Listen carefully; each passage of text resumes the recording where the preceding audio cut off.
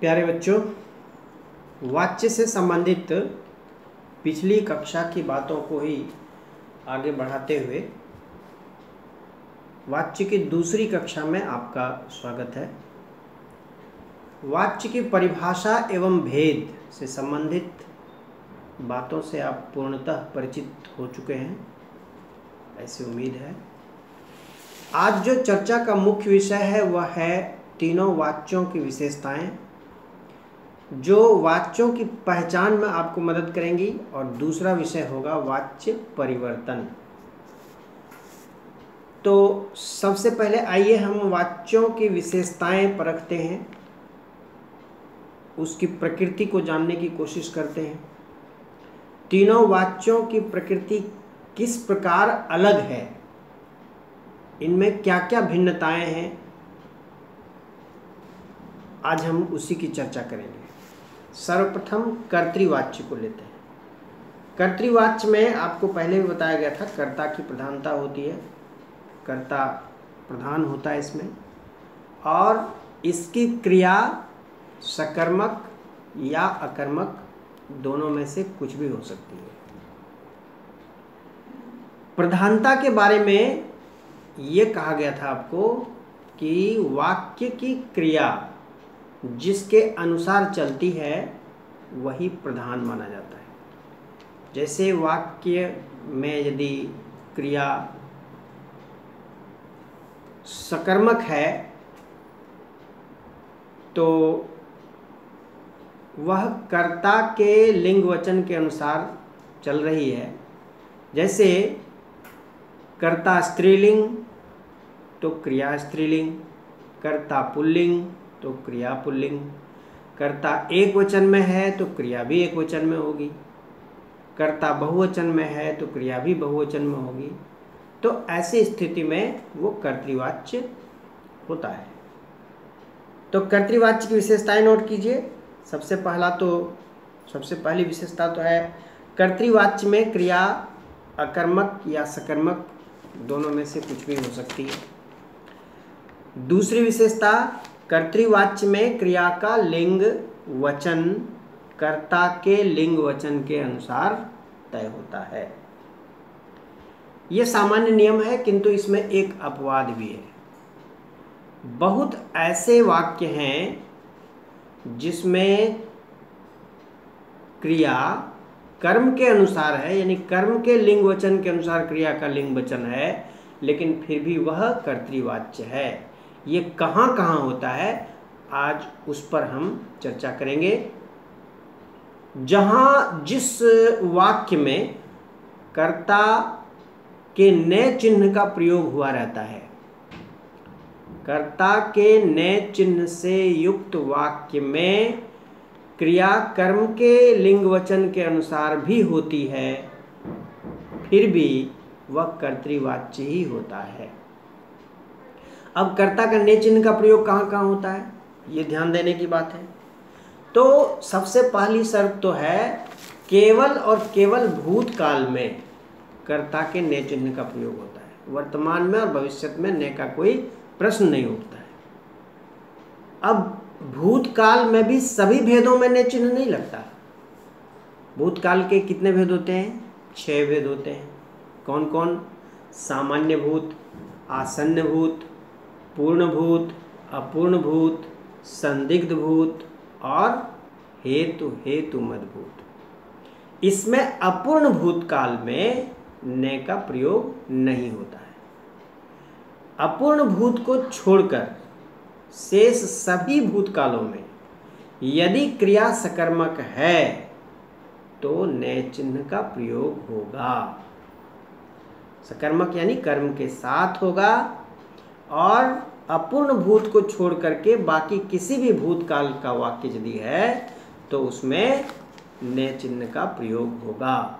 और जिसमें ने चिन्ह का प्रयोग हो गया उसमें क्रिया कर्म के लिंग वचन के अनुसार होगी, तथापि फिर भी वह कर्तृवाच्य का वाक्य होगा। जैसे एग्जाम्पल के लिए, राम ने पुस्तक पढ़ी। अब देखिए यहाँ पुस्तक स्त्रीलिंग है, राम पुल्लिंग है, कर्ता पुल्लिंग है, कर्म स्त्रीलिंग है, तो राम ने पुस्तक पढ़ी कर्म के अनुसार। क्यों? क्योंकि ने चिन्ह लग गया है। ये सामान्य भूतकाल का वाक्य है। आसन्न भूत में राम ने पुस्तक पढ़ी है। पूर्ण भूत राम ने पुस्तक पढ़ी थी। अपूर्ण भूत में नहीं होना है ने चिन्ह। राम पुस्तक पढ़ रहा था, राम ने पुस्तक पढ़ रहा था, कभी नहीं होगा।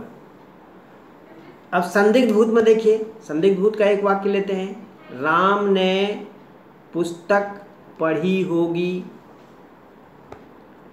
हेतु हेतु मदभूत को लेते हैं, हेतु हेतु मदभूत जिसमें क्रिया किसी शर्त पर निर्भर करती है, कंडीशनल।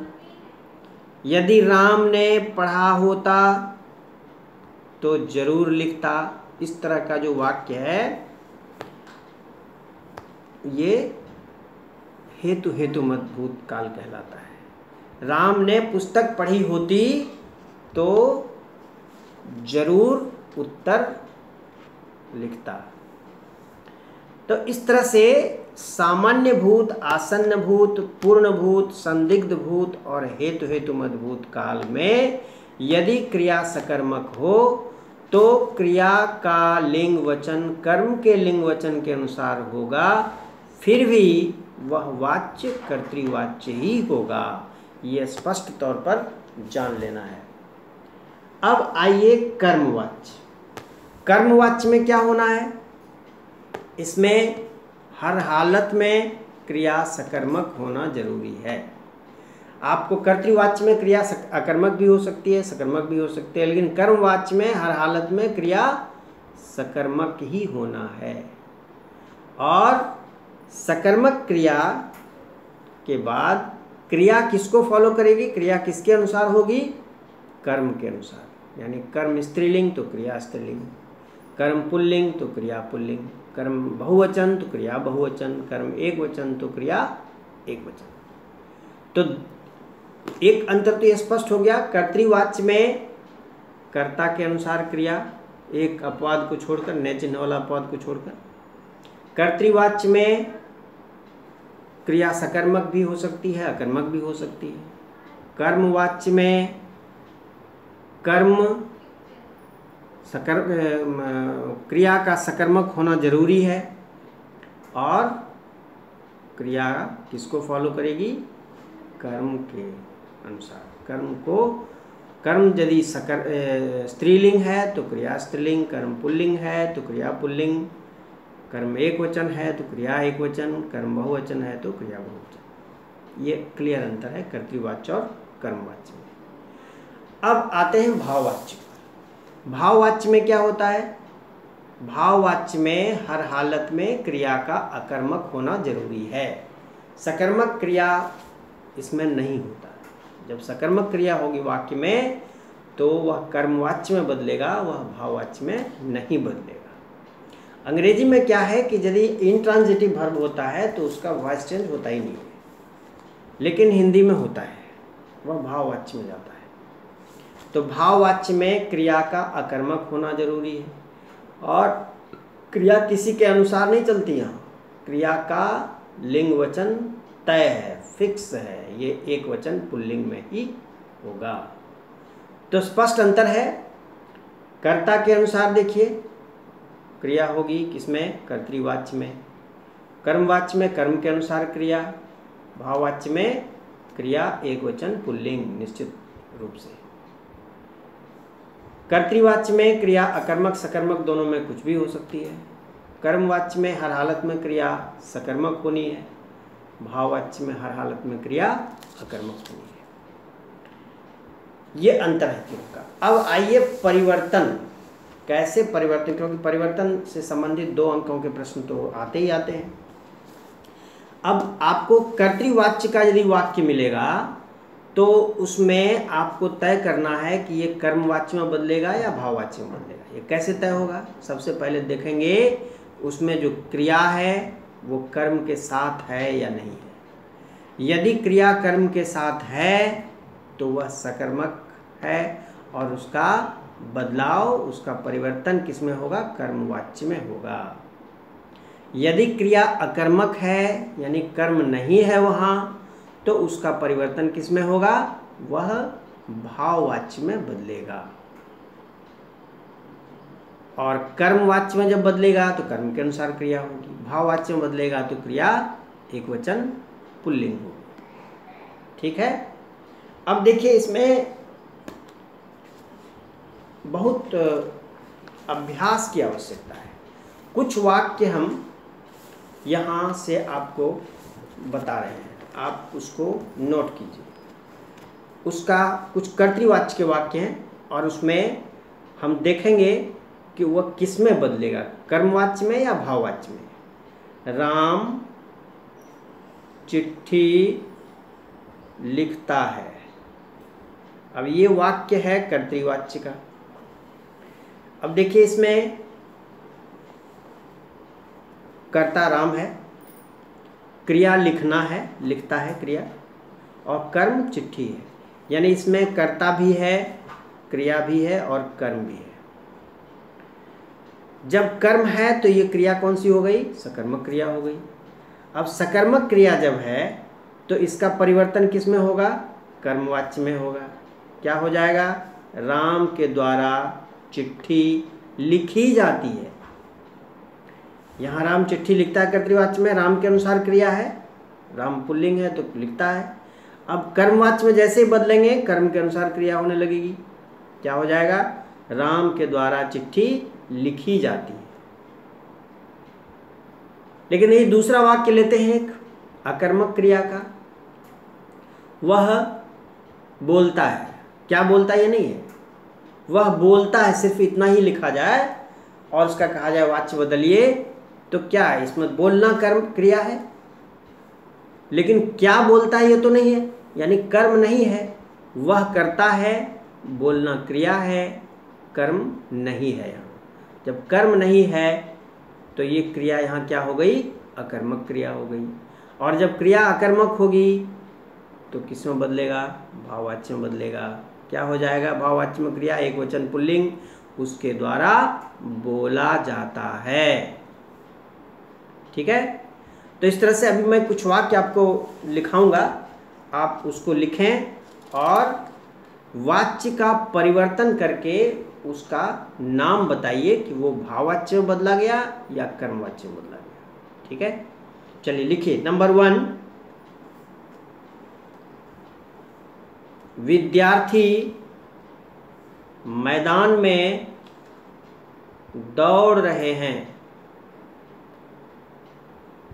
विद्यार्थी मैदान में दौड़ रहे हैं। दूसरा वाक्य लिखिए, मैं प्रतिदिन हिंदी पढ़ता हूँ। मैं प्रतिदिन हिंदी पढ़ता हूँ। तीसरा वाक्य लिखिए, बच्चों ने परीक्षा दी।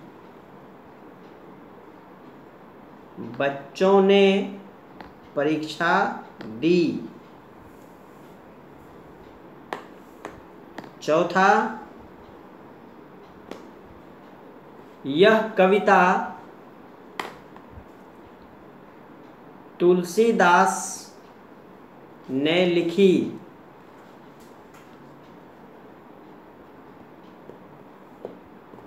पांचवा,